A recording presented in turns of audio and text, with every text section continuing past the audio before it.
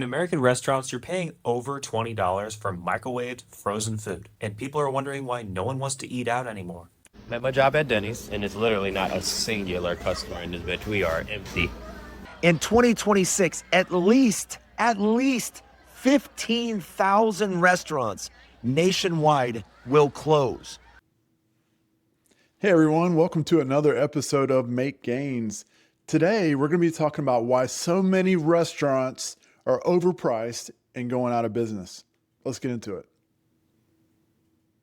Getting harder and harder to avoid getting the exact same frozen meal at your local diner or brewery. It probably won't taste that great either. If you were to buy pre-made brioche from one of the big national distributors, they probably will try to keep things cheap, so they're probably not going to use butter.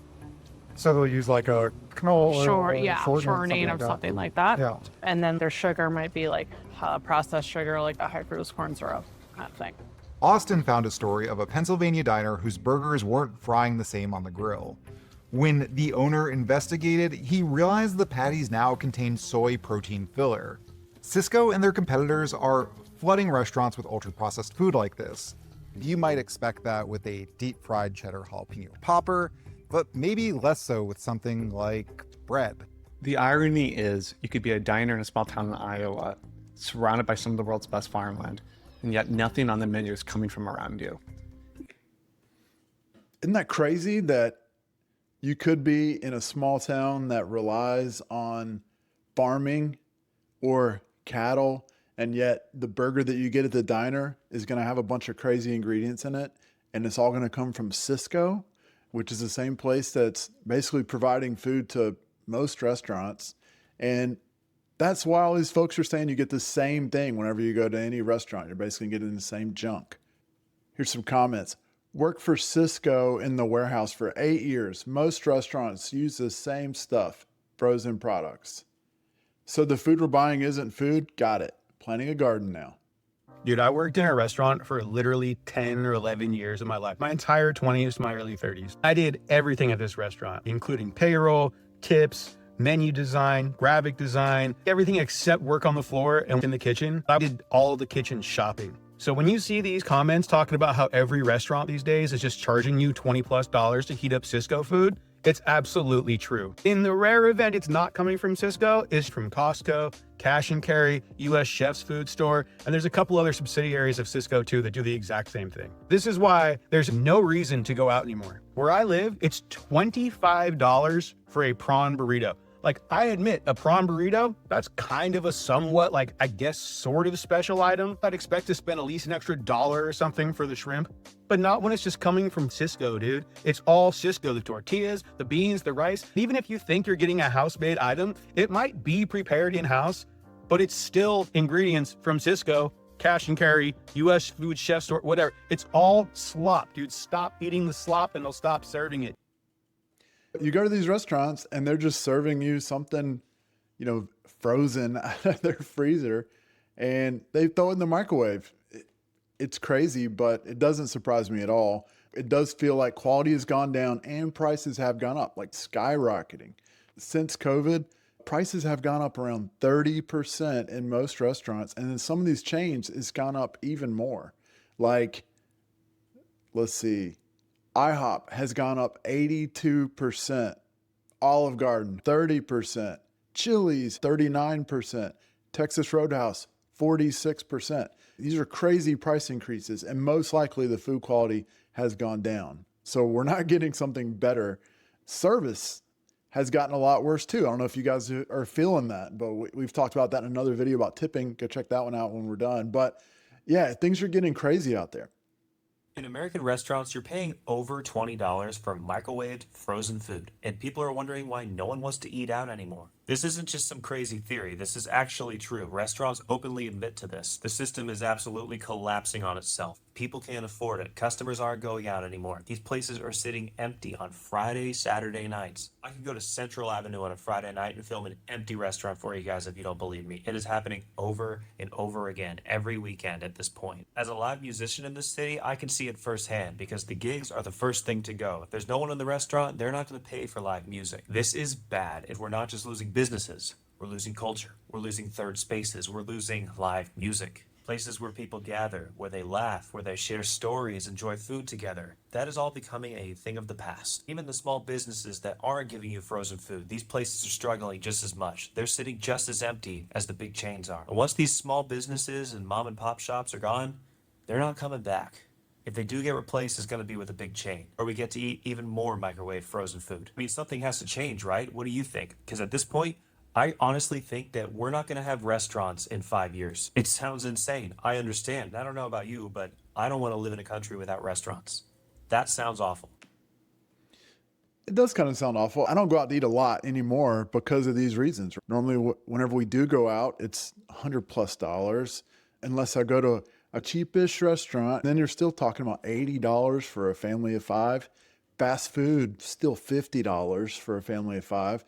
Normally, we leave disappointed. Whenever we go to fast food, there's normally something wrong. They mess up your order and you can fix that. But whenever we go to these other restaurants, like we went to an Italian place and it really did taste like it had been just microwaved. And, you know, it was like the sauce were just poured out of a jar. I mean, it wasn't good. And we were paying almost, I think it was $110. And we just said, hey, let's not do this again. That's frustrating. Whenever you're saving money and budgeting to be able to go out to eat, right? It's not like if you're making tons of money and you're going out to eat all the time, maybe it's no big deal. But for me and my family, whenever we go out to eat, it is kind of special and we want to enjoy it. And so whenever you go to a place and it's just blah, I know for us, it just makes us say, hey, maybe we shouldn't go out to eat anymore.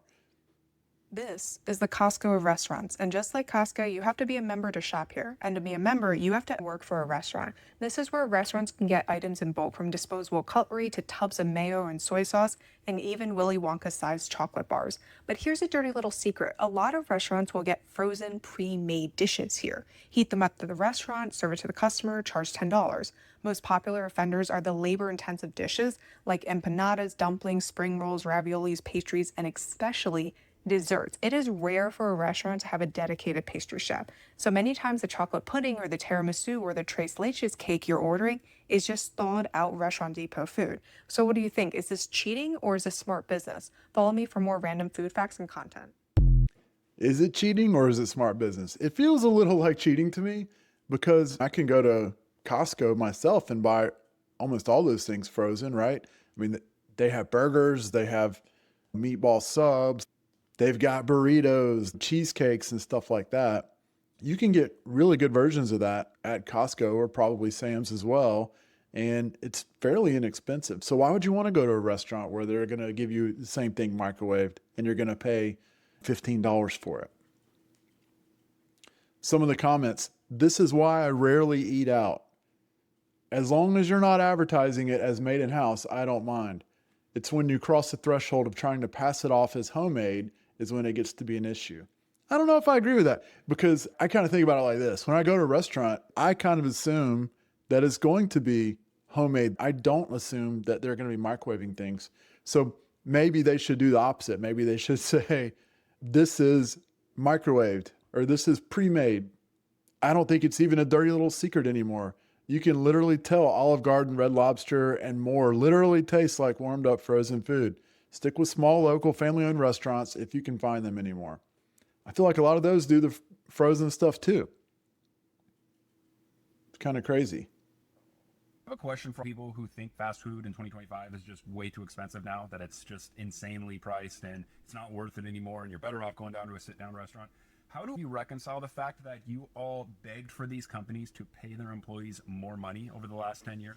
You told them to take one of their biggest input costs and increase it overnight by what, 40, 50, even 100% in some places? Most of you who asked for this don't understand how businesses actually work. But when you ask a business to increase one of their largest input costs, for them to still make money, you know, the point of a business existing, they're going to have to raise the price of whatever it is they're selling to continue making money. How can any of you complain about the prices now when you all beg them to pay their employees more money? There are only two possible options when it comes to fast food.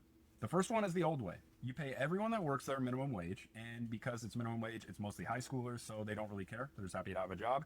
And then you have cheap fast food. Or you have number two, which is what we have now. You beg to pay all of these people way more money, therefore you have to increase the prices of whatever it is that's being sold. So you can blame yourselves for this one.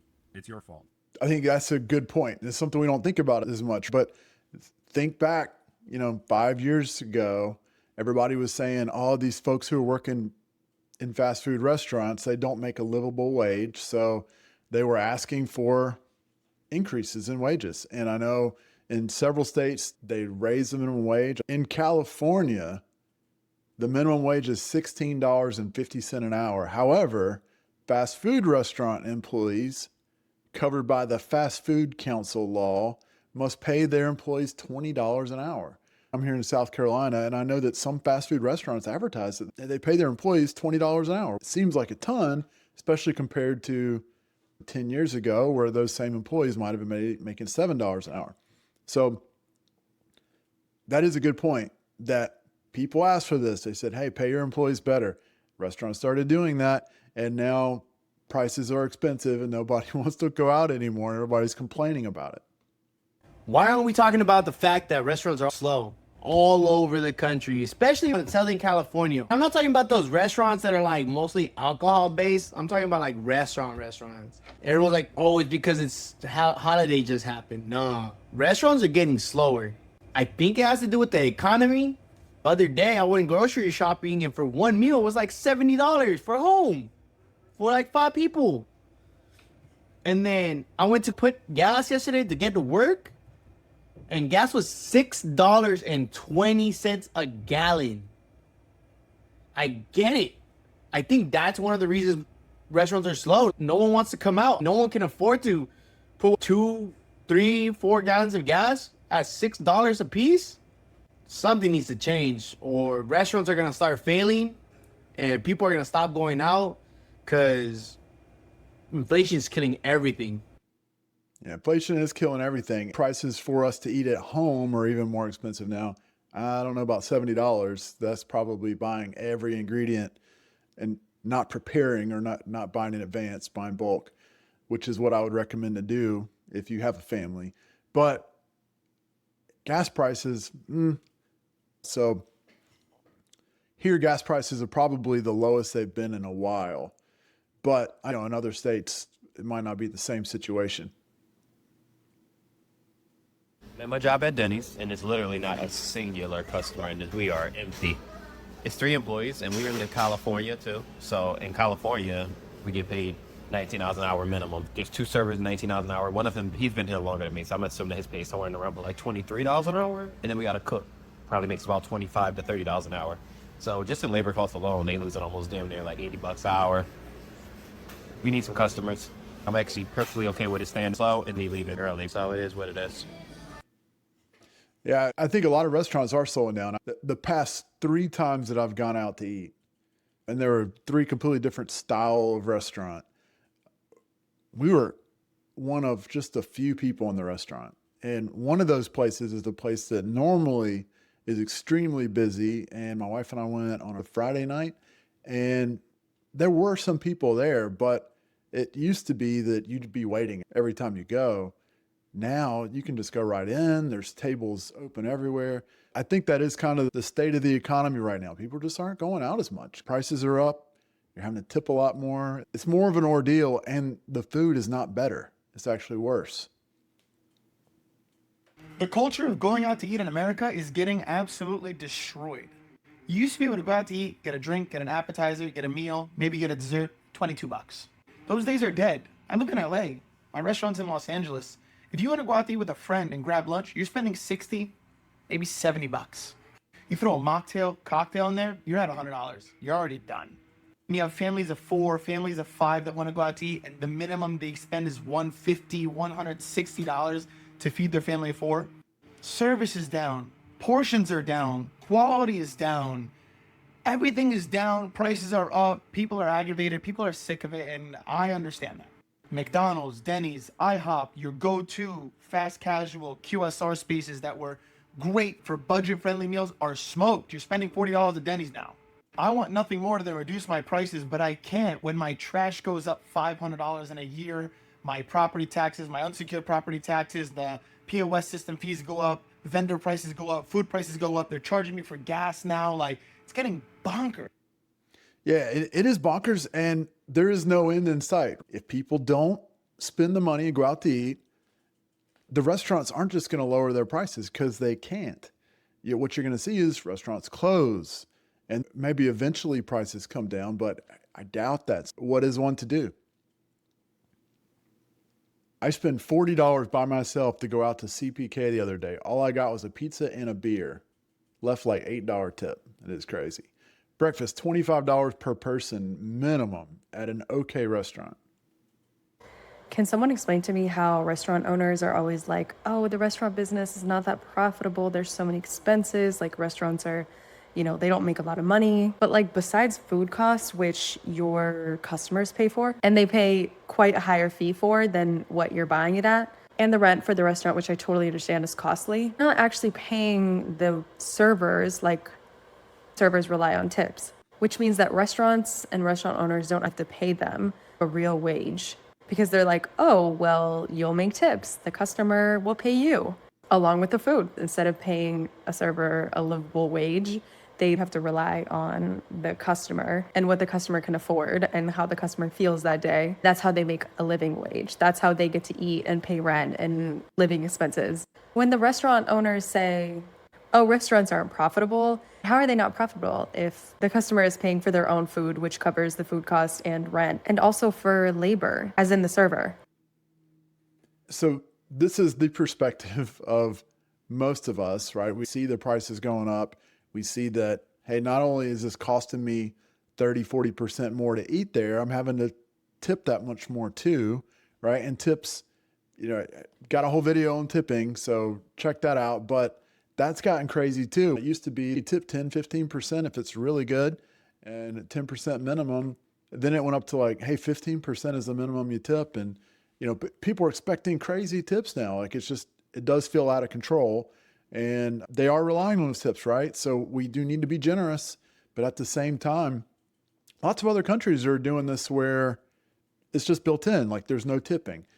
I would like to see a system that's built more like that. It guarantees that servers' salary, but also hopefully the quality of service would go up, because I think the quality of service has gone down and I don't think you should be tipping a lot if the service is horrible.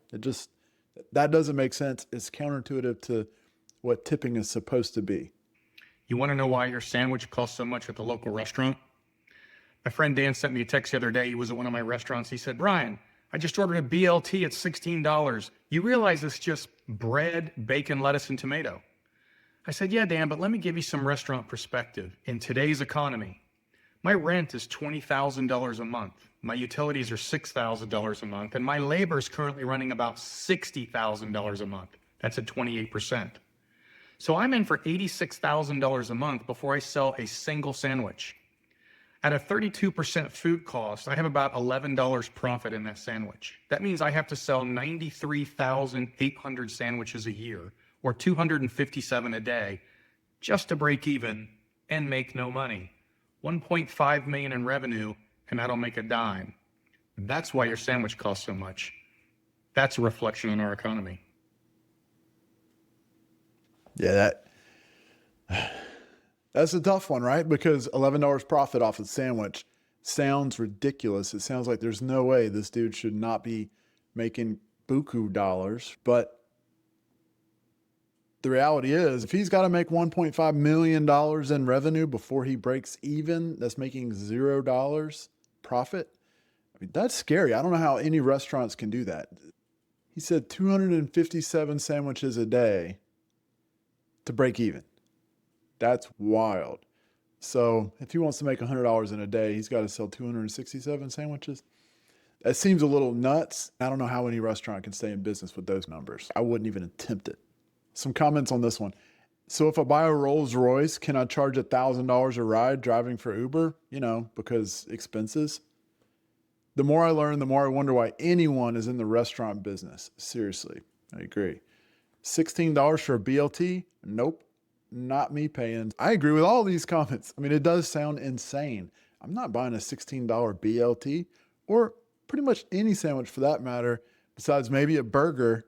And that burger should come with bacon and maybe an egg on top too, and a side of fries. But that does seem like a crazy price for a sandwich. I also saw a video talking about Subway sandwiches being like $18 for a foot-long sandwich now. They were $5 not too long ago. It was probably 15 years ago, but it doesn't feel like long ago at all. It's not even September yet, but I have a prediction for 2026. In 2026, at least 15,000 restaurants nationwide will close. On average, about 10 to 12,000, but next year you could see as many as 15,000 or higher because prices are just skyrocketing for food, expenses, margins in owning a restaurant. A lot of people don't know this, but the margins are often in the low single digits. I mean, you're talking about a profit margin that's razor thin for most restaurants. And in 2026, many are simply not going to make it, and they're going to close their doors, not just in states like Florida and Texas, but all over the country. More than 15,000 restaurants in 2026 will close their doors forever. We'll see if I'm right, but it's looking really bad. If you're in the restaurant business, you already know what I'm talking about. It's looking really bad. With everything that we've seen today, it makes perfect sense that a lot of these restaurants would be going out of business because folks don't want to go anymore. Prices are crazy. I mean, service is bad. Food is frozen. There's not really a lot that's appealing about going out to eat. On top of that, in South Carolina, insurance prices have skyrocketed if you serve alcohol. So a lot of bars have had to close because once the insurance rates went up, they were no longer profitable at all. A lot of them were closing their doors. A lot of restaurants that were serving alcohol are having a hard time now. It's part of doing business, I suppose, but some of those are just rules and regulations that are driving up some of these prices. Ultimately, people are not going to go out to a restaurant for a $20 mocktail. That is crazy.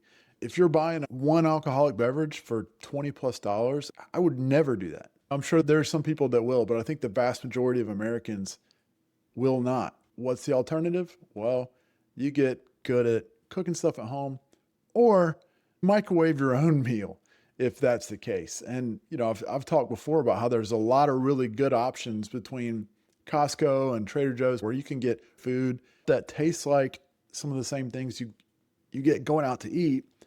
It's a fraction of the price, and you don't have to tip anyone either. So I hope this was an interesting one for you.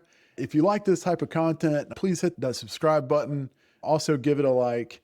And we put out videos on Mondays and Thursdays. Guys, comment down below if there's something you would like to hear me report on. I'm always looking for new video ideas. And if you'd like to be featured in a video, throw a comment down below. And until next time, keep making those gains.